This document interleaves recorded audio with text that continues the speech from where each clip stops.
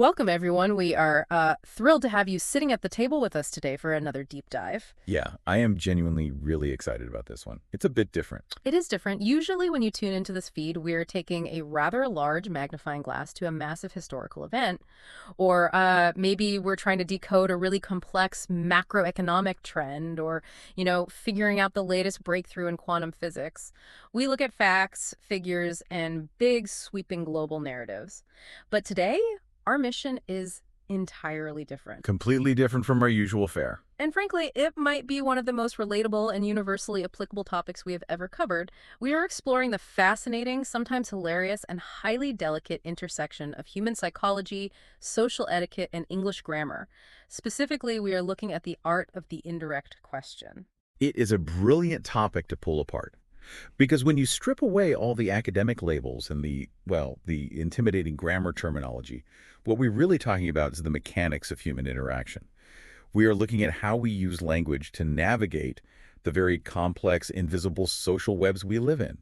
We are naturally fundamentally curious creatures. Right. We want to know things. We want to know what is happening around us. We want to know what our neighbors are doing behind closed doors. We want to understand the secrets and the hidden dynamics of our social circles. But at the exact same time, human society is built on rigid rules of politeness, decorum, and respecting personal boundaries. We are required to be polite. That is the central conflict we are looking at today. How do we Yeah. balance this burning, primate-level desire to know someone's secrets with the absolute societal necessity of not sounding like an intrusive, rude jerk? Exactly. How do we ask the questions we desperately want the answers to without crossing an invisible line and offending someone? The notes and materials we are reviewing today give us the exact linguistic blueprint for how to do this. We are looking at the principles typically taught to intermediate English learners, often categorized as level B1 in language learning frameworks, but it is cleverly disguised as a lesson on gossip, nosiness, and interactive exercise called the Be Polite game. It is a wonderful framework because it does not simply hand you a list of dry, contextless grammatical rules to memorize. It places those rules directly into the messy, real-world context of human behavior. It acknowledges a fundamental truth, which is that the reason we even develop these complex grammatical structures, these indirect questions, is because we are constantly trying to mitigate the social risk of our own intense curiosity. Mitigating the social risk of our own curiosity. That is a great way to put it. Because the goal of this deep dive isn't just to memorize a set of syntax rules like we are back in middle school detention. Our mission today is to truly unpack the mechanics of how we ask questions in the English language. We want to understand the psychological why behind specific word orders, and we want to learn how to extract information from people, like a highly sophisticated, socially graceful detective. Okay, let's unpack this, starting with the psychology and the vocabulary of snooping. The vocabulary side of this is genuinely fascinating from a psychological perspective because language frames our behavior. The specific words we choose to describe an action dictate how society feels about that action. The foundational concept here starts by drawing a very clear, sharp line between being curious and being nosy. Nosy is defined quite specifically in the text as being too curious about other people's business. There is a massive difference there, isn't there? I mean, think about the word curiosity. It sounds so noble. It does. It sounds like you're a scientist peering through a microscope or an explorer mapping a new continent. I have a curious mind. It implies a thirst for knowledge that benefits humanity. But nosy has a terrible PR problem. Oh, absolutely terrible. Nosy carries a heavy, almost universally negative connotation. It implies a violation of personal boundaries. Nosy is looking through the blinds at your neighbor's driveway to see who just pulled up. Nosy is subtly leaning over to try and read the text messages on the phone of the person sitting next to you on the subway. And that brings us to the lexicon of gossip that is heavily featured when we study how people actually use these language rules. The target words are things like to gossip, secret, mysterious, to spy on, and the phrase, I wonder, which conceptually translates to, I ask myself. Those words instantly create narrative tension. If I just read that list to you, gossip, secret, mysterious, spy, I wonder, you feel like you were in the middle of a thriller novel, or at least a really juicy reality television show. They are words charged with hidden information and the burning desire to uncover it. Notice how I wonder functions in that list. On the surface, it sounds almost philosophical. You could say, I wonder what the meaning of life is, or I wonder if there's life on other planets. But in the context of human social dynamics, I wonder is the internal mechanism of the nosy person. I wonder who was in that car. I wonder how much they paid for that house. I wonder why they broke up. It is the mental precursor to the physical act of gossiping or spying. It is the verbalization of that primal urge to know what is deliberately being hidden from us. But society has a defense mechanism against this, right? If someone is being too nosy, if they are crossing that boundary without permission, there is an ultimate verbal shield. The phrase, mind your own business. Mind your own business is the ultimate linguistic roadblock. It is vital to understand the social weight of this phrase. It is not a gentle request for privacy. It is a direct, aggressive boundary reinforcement. When someone says mind your own business to you, they are explicitly rejecting your attempt to gather information. They are shutting the door in your face. Yeah, it's basically a slap on the wrist. Exactly. It is perceived as rude, but it is a socially acceptable rudeness because it is deployed against an initial violation of privacy. And because it is so direct and confrontational, it is exactly the kind of interaction that indirect questions are designed to avoid. We want the information, but we desperately want to avoid the verbal slap in the face of someone telling us to mind our own business. We want to bypass the security system without setting off the alarm. That is where we see the introduction of what I like to call the skeleton keys of conversation. In language guides, these are often called starter phrases. These are phrases like, do you know? Could you tell me? And I have no idea. Skeleton keys is an apt metaphor. From a linguistic standpoint, these starter phrases act as softeners. They create a conversational buffer zone. Consider a real-world scenario. If you walk up to a colleague you barely know and demand, "What is your salary?" Oh, wow. Yeah, you can't do that. Right. That is a direct violation of workplace social norms. You will almost certainly be met with hostility, a trip to HR, or a very cold mind your own business. But if you use a softener, if you approach the boundary respectfully, you fundamentally alter the power dynamic. You are almost asking permission to ask the question. Precisely. You are demonstrating that you understand you are asking for something that belongs to them, their private information. By starting with, could you tell me, you are acknowledging their agency. You are giving them the conversational space to politely decline. And paradoxically, by giving them the explicit option to say no, they become much more likely to actually answer you. You are respectfully unlocking the door rather than kicking it off its hinges. I want you, the listener, to just pause for a second and think about this in your own life. Think about a time recently when you wanted to know a secret.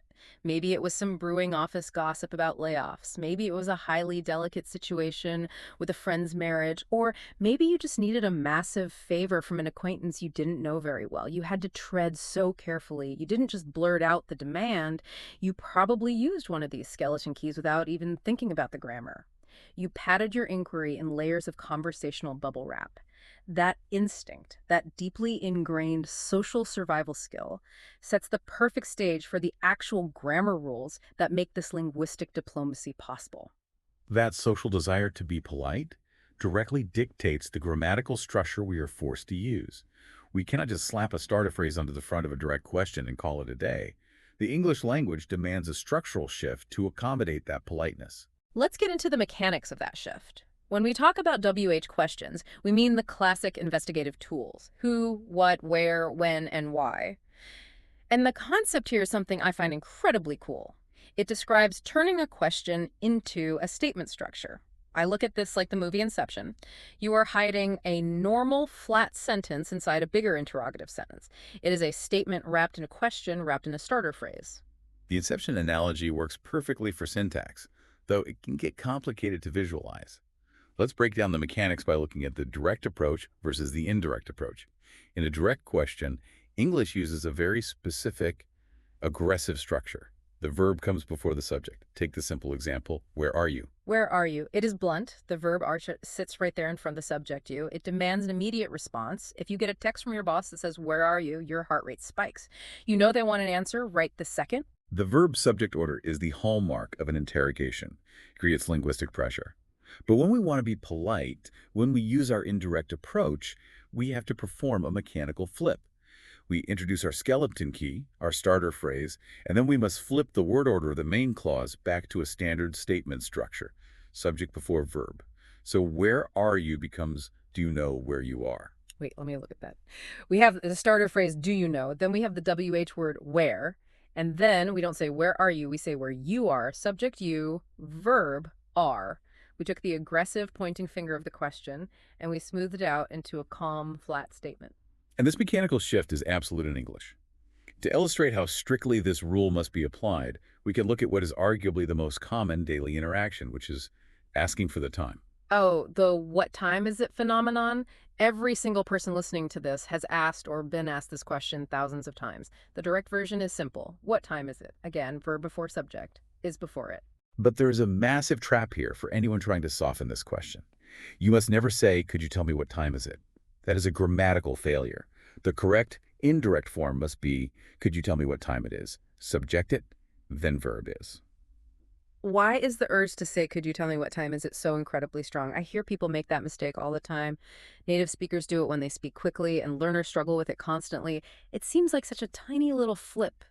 Is it versus it is? It is a tiny flip, but it represents a massive cognitive clash. The reason people stumble over this is because it creates immense cognitive dissonance. Our brains naturally want to keep the question format intact.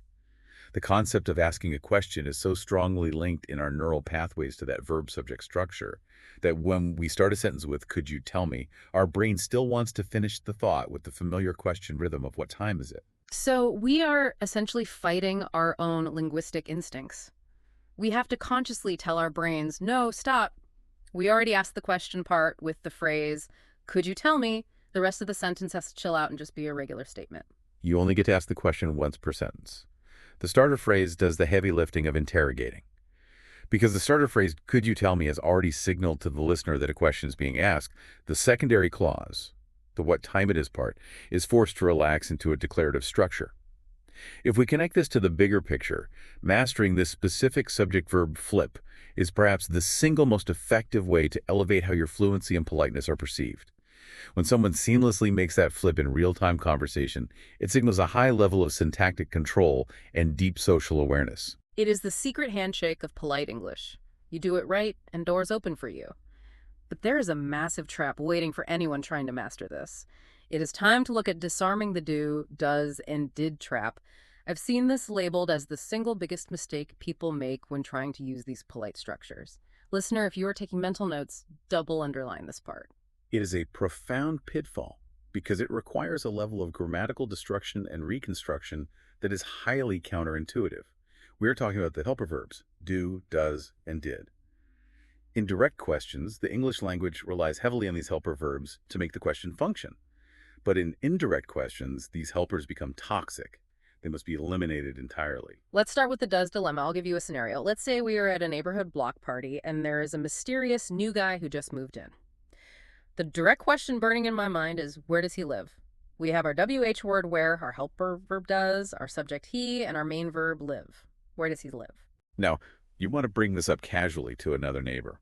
You introduce a softening phrase like, I don't know, the instinct, the trap, is to simply attach the phrase and say, "I don't know, where does he live?" But as we established with the time example, we are no longer forming a direct question in that second clause. Therefore, the helper verb does completely loses its function. You must kill the helper verb. You must drop does entirely. Okay, wait. I can't just delete a word and walk away, can I? If I just chop out does, I am left with, I don't know where he live. That sounds broken. It sounds grammatically wrong. It is wrong. And this is where the mechanics get intricate. Think of it like the law of conservation of energy in physics. Energy cannot be created or destroyed, only transferred. When you kill the helper verb does, the energy of that verb specifically, the third person singular s at the end of does, cannot just disappear into the void. It must be transferred. It must attach itself to the main verb. For those of us who haven't taken a formal grammar class in a decade, you just mean the S at the end of a word like lives or works, right? So the S jumps off the sinking ship of does and grabs onto the life raft of live, turning it into lives. Yes, exactly. Where does he live becomes, I don't know where he lives. If you drop the does, you must remember to add the S back to the main verb. That seems incredibly stressful to do in real time. You have to hold two conflicting grammatical rules in your working memory simultaneously while trying to act casual at a block party. You have to remember to delete a word and then alter a different word further down the sentence to compensate for the deletion. It is a significant cognitive load. You are suppressing one instinct while actively applying a secondary rule. It becomes even more complex when we look at the past tense. This is the did trap. Oh, the did time travel mechanism? Let's set up another scenario. Let's say you are at a family gathering. Aunt Linda abruptly stands up, grabs her coat, and storms out the front door before dessert is even served. The direct question everyone is thinking is, why did she leave? In that sentence, did is doing the critical job of telling the listener that this action happened in the past. The main verb leave is just sitting there in its base present tense form. Okay, so if I want to lean over to my cousin and politely fish for the family drama, I use an indirect approach. I start with, I wonder. But if I apply the rule we just learned and I just drop the word did, I wonder why she leave. Again, I sound like a caveman. I've lost the information that this happened in the past. How does my cousin know I'm not asking why she generally leaves places? This is where the time travel comes in. The correct fix is, I wonder why she left. Let's break down the mechanics. You start with the nosy phrase, I wonder. Then your WH word, why. Now you encounter the past tense helper verb did. Just like with does, you must kill it. But the energy, the vital information that this event occurred in the past cannot be lost. So by dropping did, the speaker is suddenly forced to perform mental time travel. They have to instantly reach forward to the main verb leave, process it, and convert it into its past tense form. And leave is irregular, so it doesn't just become leaved, it becomes left. Exactly.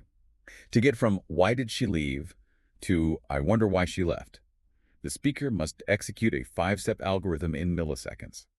1. Initiate an indirect structure. 2. Identify and suppress the instinct to use the past tense helper did. 3. Recognize the main verb in the sentence. 4. Retrieve the correct, often irregular past tense form of that verb from their memory. And 5. Articulate it, all while maintaining a casual conversational tone. It is an absurd amount of processing power. Yes, For it is. anyone listening who has ever stumbled over this, who has ever said, I wonder why did she leave, and instantly cringed because it sounded clunky, you need to realize what your brain is trying to accomplish. It is totally validating to feel frustrated by it. This is not just a simple vocabulary swap, it is a complex algorithmic shift happening in real time. It highlights why achieving true fluency takes so much practice. You have to move this from active conscious problem solving into automatic muscle memory. And just when a speaker thinks they have mastered the WH questions, we encounter another layer of complexity. Because what happens when the information you are seeking doesn't involve a who, what, where, when, or why? Right. What if I don't need a detailed explanation? What if I just need a simple binary answer? This brings us to the yes-no dilemma. Up until now, we have relied on those WH words to act as the hinge connecting our polite starter phrase to our hidden statement. Do you know where he is? The where glues the two halves together. But many questions in life are just yes or no. When there is no WH word to act as the structural hinge, the sentence falls apart. You cannot say, I wonder is he married? It feels disjointed. So we have to build a bridge. The linguistic tools provided for these yes-no indirect questions are the words if and whether. Let's look at a workplace scenario for this one. Let's say there is a rear that the company is freezing all hiring. You want to ask your manager, but you want to be careful. The direct, blunt question is there a hiring freeze? There is no what or where here, just a demand for a yes or a no. To transform that into an indirect, polite inquiry, we insert the bridge word. You could approach your manager and say, I was wondering if there's a hiring freeze. Let's trace the architecture of that. We have our starter phrase, I was wondering. Because we have no WH word, we insert the bridge word, if. And then we apply the golden rule of indirect questions, subject before verb. The direct is there, flips to there is. So the final product is, I was wondering if there's a hiring freeze. It is structurally sound. Let's look at another example that combines this new bridge rule with the dreaded does trap we discussed earlier. Great. Imagine you are setting up a blind date for a friend, and you need to know a practical detail. The direct question is, does she have a car? That is a minefield. We have a yes-no question, and we have the toxic helper verb does. The correct indirect fix is, do you know whether she has a car? Let's dissect the operation. Starter phrase, do you know? We need a bridge for the binary yes-no aspect, so we use whether. Now we hit the main clause. The direct version was, does she have? We must kill the does. We transfer the third person S energy to the main verb have, which irregularly becomes has, and we ensure the subject she comes before the verb has. The result is whether she has a car. It is like diffusing a bomb. You have to cut the right wires in the exact right order, or the whole sentence explodes in your face. But let me ask you about the nuance between these two bridge words, if and whether. Grammatically, they seem to do the exact same job here. You can use either one to build the bridge, but they feel different to me. They do carry subtle tonal distinctions. While grammatically interchangeable in these specific examples, they send different social signals. If is the workhorse of spoken English. It is short, casual, and highly frequent, I wonder if he's married. Do you know if it's going to rain? It sounds relaxed. It feels like you were sitting on the couch in your sweatpants talking to a buddy. But weather feels like it is wearing a tuxedo. It has a slightly more formal, elevated, almost academic tone.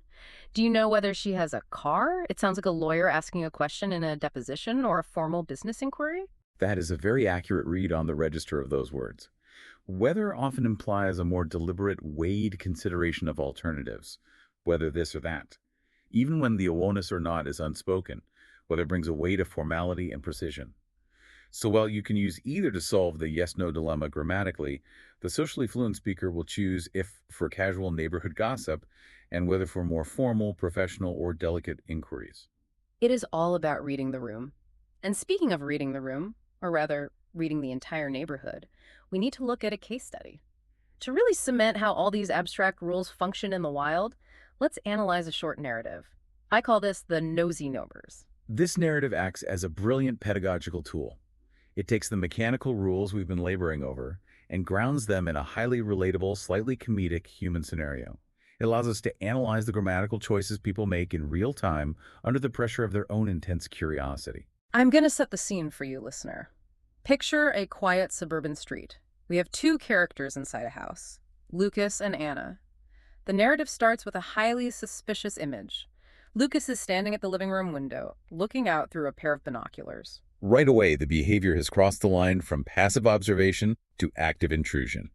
By using binoculars, Lucas is firmly in the territory of being nosy and spying on someone, invoking the vocabulary we discussed earlier. And Anna immediately polices his behavior. She says, Lucas, what are you doing? Stop being nosy. She literally uses the key word.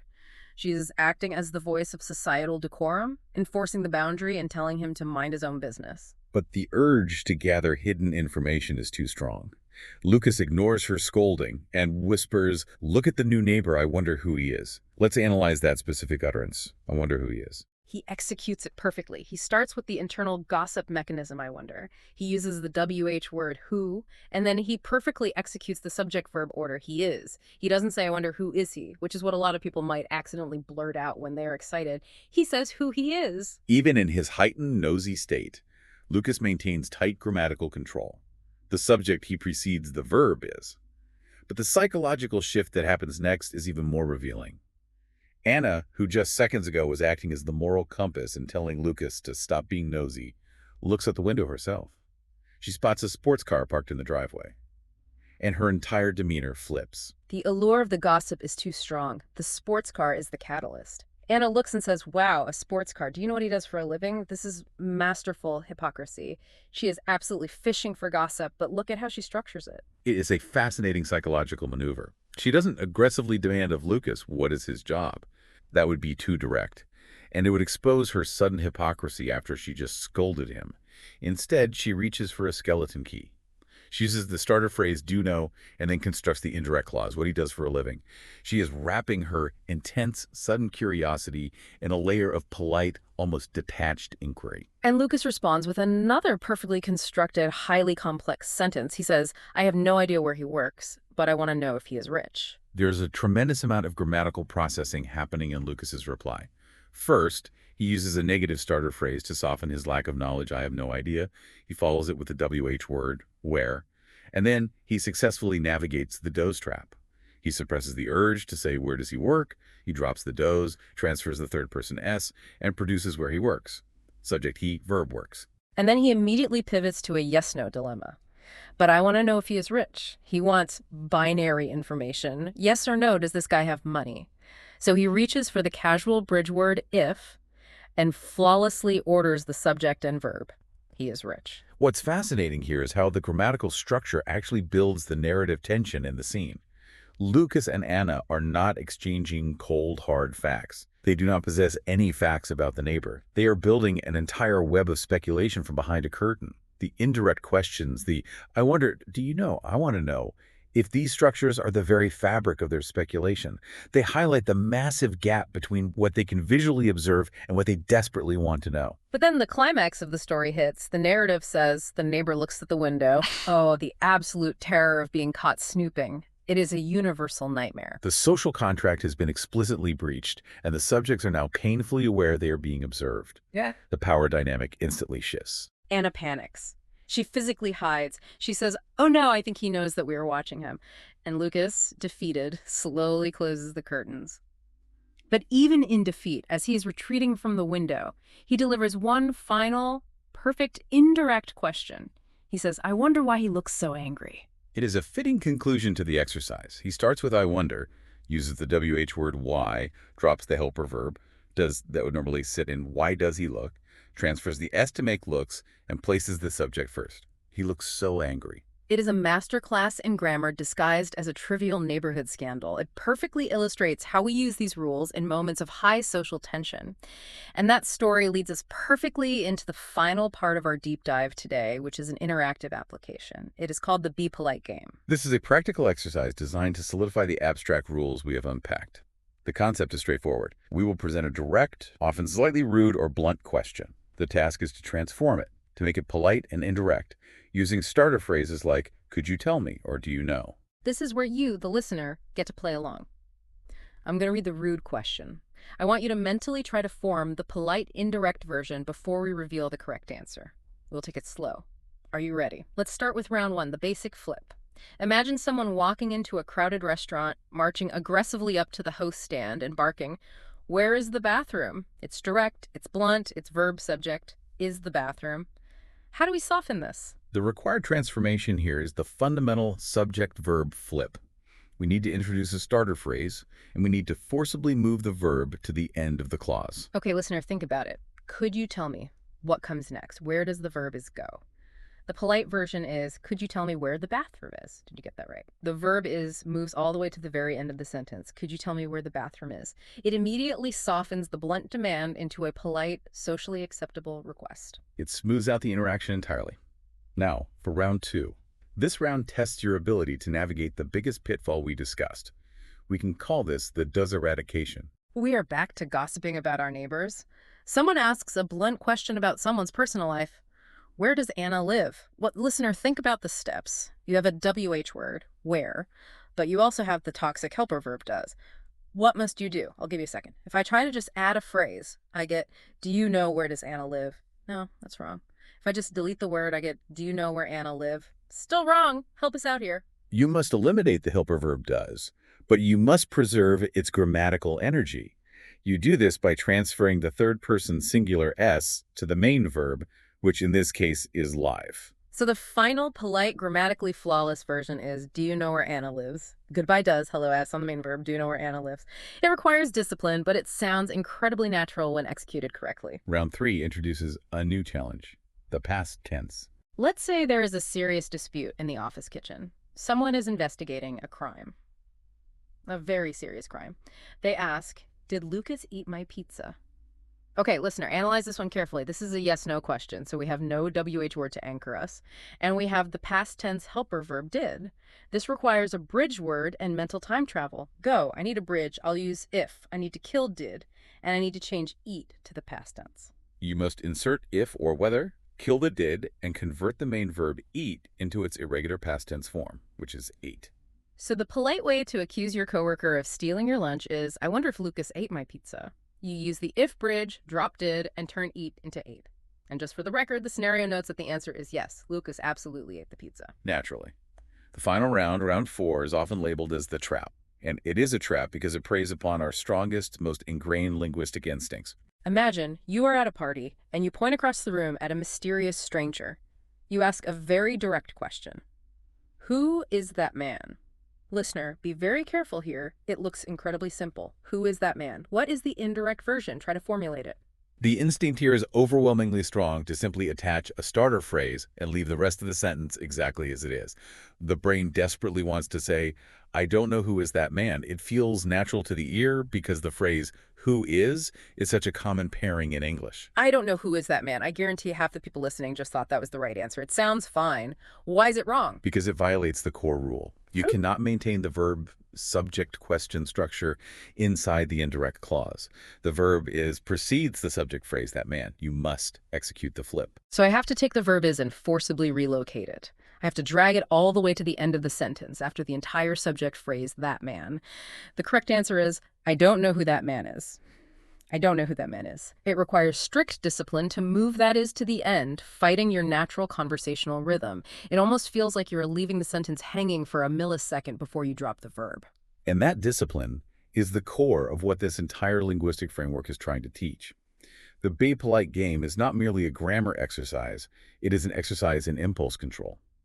It trains the speaker to pause their immediate primate instinct to demand information and instead route that desire through a complex, socially acceptable grammatical filter. We have covered a massive amount of ground today. We have looked at the loaded vocabulary of snooping and gossip, the Inception-style sentence structures of hiding statements inside questions, the bizarre physics of transferring verb energy when we kill, do, does, and did, the mental time travel required for the past tense, and the subtle tuxedo-wearing formality of the word weather. So, what does this all mean? If we synthesize everything we have unpacked today, the core takeaway is profound. Indirect questions are essentially the linguistic equivalent of social diplomacy.